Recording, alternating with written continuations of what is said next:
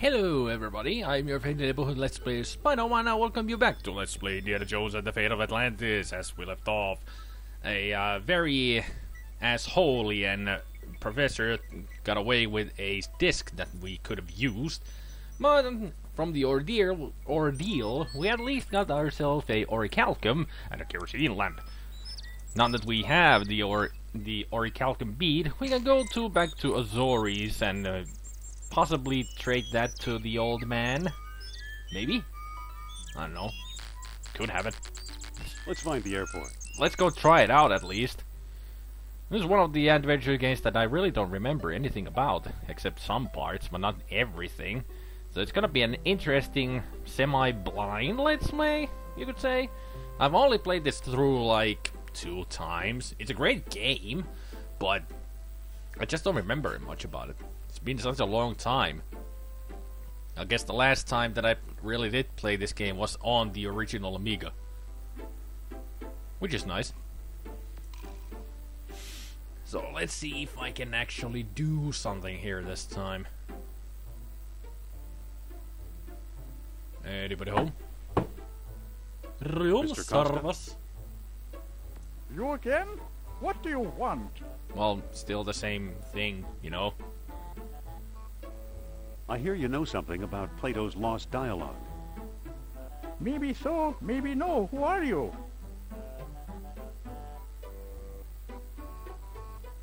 I'm a believer. Yeah, sure, you are. I'm Indiana Jones. I'm Costa, and I'm tired of talking to you. Oh, great. He's a real nice guy. Indiana? What kind of stupid name is that? It's the name of a dog. And also a state. I don't want to hear a word. Let's try that again. I know he won't Mr. talk Costa? to Indiana Jones. You again? What do you want? Let's talk about a trade. Yeah. Okay, what you got? We got a rare archaeology magazine, a genuine American-made bullwhip, an ancient coppery bead. I'm offering this ancient coppery bead. Bead, you say? Mm-hmm. A mere bead for the unique knowledge I possess? Well, it's an You'll have to do orichalcum. better than that. It's an orichalcum bead. Got anything else? This guy's really, you know... I'll get back to you. yeah. Come back when you've got something worth my while. Sure thing. Don't say anything.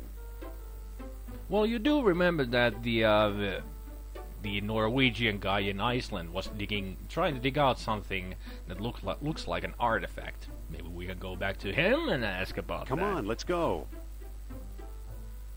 Maybe he got the artifact out and we can buy it from him? Could happen. Or trade that for the orichalcum bead. You never know.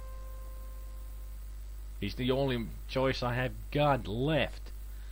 Oh, although, he doesn't seem to be doing too well. Too bad. He's frozen solid. A little too dedicated to his work, I guess. Either that or somebody killed him. Listen, What's on your mind? Heimdall.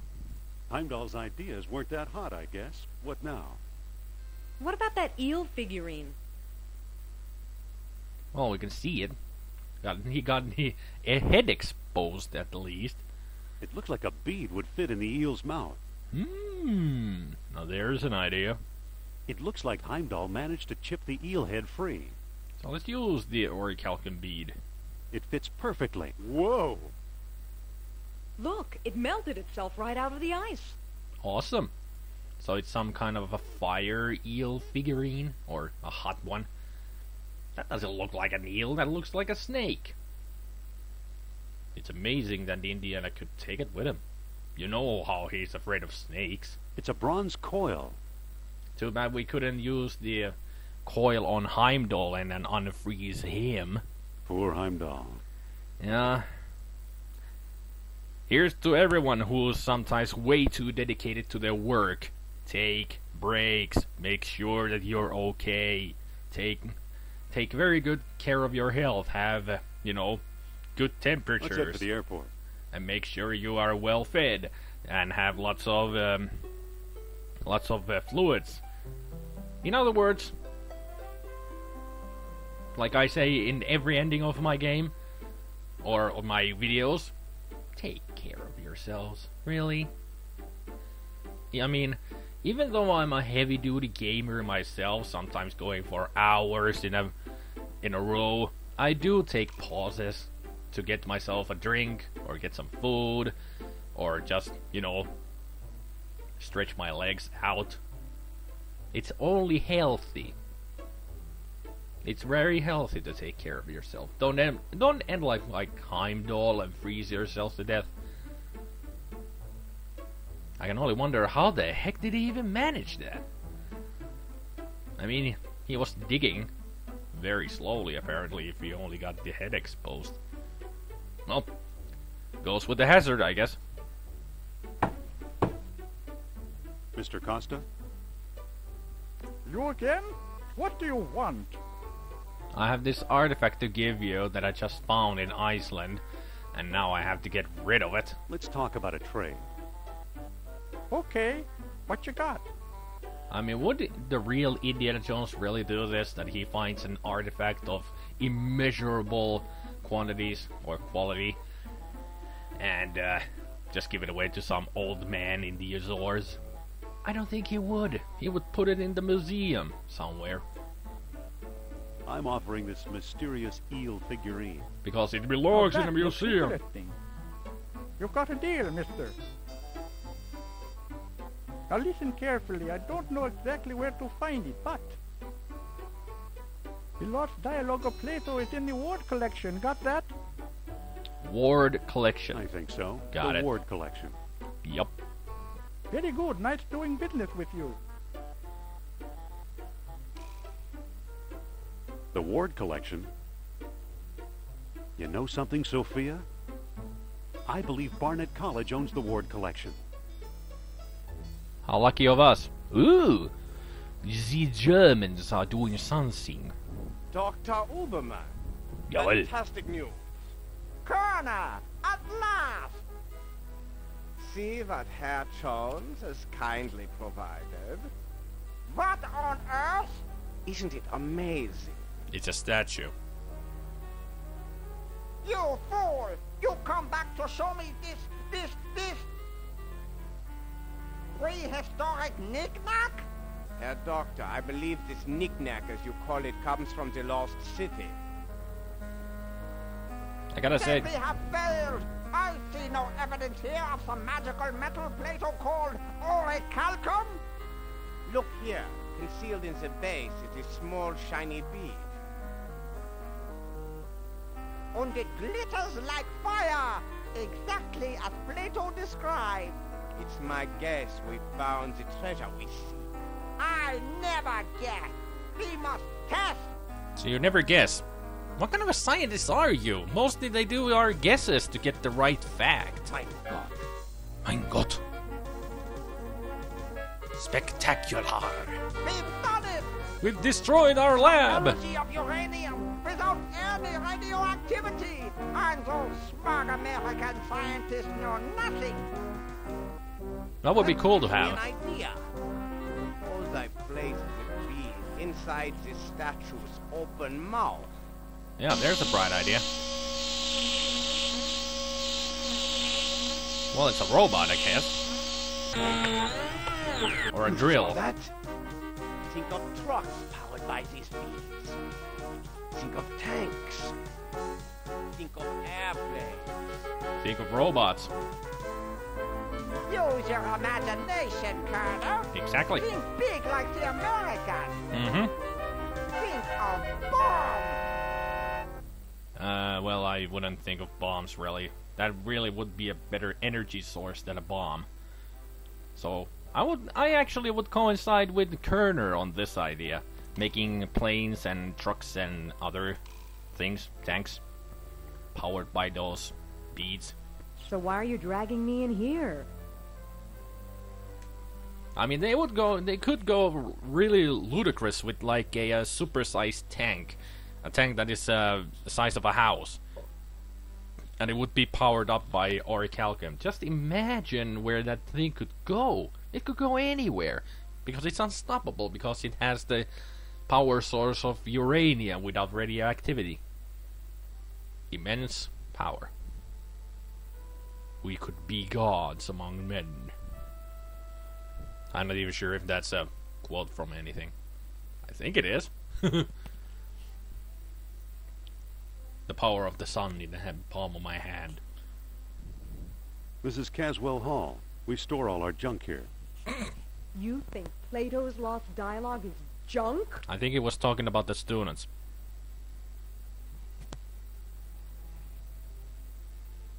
I'll decide once I see it. That's more Indiana. Some people have no faith. I'll meet you in your office. He deals with just the facts, ma'am. Just the facts. Apparently we're on our own because, well, there she goes. Okay. It says, for sale, Woodstock typewriter with floating carriage, $50. That's kind of that's a lot of money for a typewriter. Well, then again, back in the day, those typewriters were good quality. After all, this is supposed to be the 40s, not 80s or 2000s. Gotta remember that. It says, Edward Teller, phone home. Nice E.T. Yeah, Edward Teller, E.T. phone home. It says, movie tonight, The 39 Steps. 39 Steps. I don't think I've heard of that movie before. If it is, even if it is a movie, maybe it's a reference to something that I don't know. It says, where have you gone, Joe DiMaggio? Here's to you, Mrs. Robinson. Is there anything here? Well, there's coal. A fine sample of bitumen. Let's take some. Because you can never go wrong with some coal. And a dirty rag. It's a greasy old towel. Let's take that too. You never know when you might need a grease towel or a coal. I mean, there's several uses to coal. It's a power source too, you know. Gives you heat and fire and stuff. I believe it's part of the old Ward collection. So this is the one that we need to open. It's a screw. Early 20th century, I believe. Ooh, fancy. So can we open the screw? Doesn't seem to open. Well, you're using your bare hands. We need a tool. If you remember in the beginning... A fine example of braided hemp. Use the rope then. I don't think that'll work. No, use the rope. There. If you remember in the beginning, we came through a collection that was mostly Mayan or Native American collection. Here. Maybe we can find something from here. Like an arrowhead. It's from the Shamet collection. Very sharp. Well, let's pick it up. Then use it as a screwdriver. I mean, why not? An arrowhead works. Unless it's supposed to be, you know... It's from the Shamet collection. Very sharp. Use arrowhead with the screw. Ouch! The screw came out, but that hurt. Okay. If it hurt... It's from the Shamet collection. It's a greasy old towel. Let's use the dirty rag with the arrowhead. There. Now he's not gonna hurt his fingers. Then use it to open the screws. It's unscrewed. Take care of the others too, you know. It's unscrewed. It's unscrewed. One more time. It's unscrewed. There we go. Now can we open the bookcase? Here it is, the lost dialogue of Plato. Excellent.